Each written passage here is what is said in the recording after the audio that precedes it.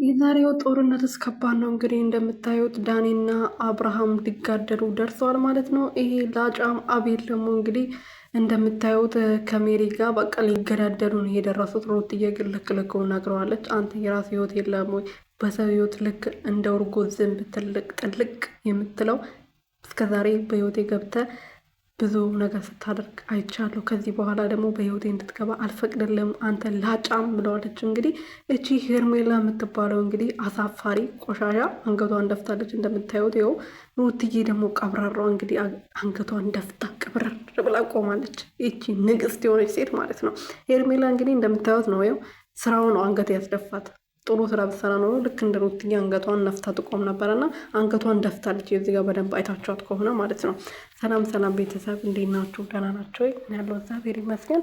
በያላችሁበት ሰላማችሁ ብዝት ትርፍርፍ ይበልልኝ። የኔ ውድና ወርቅ እንቁ የሆናችሁ ቤተሰቦቼ፣ አሳፋሪ ስራ እየሰራ ሁሌም አንገቱን ይደፋል። ጥሩ ስራ እየሰራ ደግሞ በሄደበት ቦታ በተገኘበት ቦታ ሁሉ አንገቱን ነፍቶ ይቆማል። አንገቱን ቀና ያደርጋል ማለት ነው።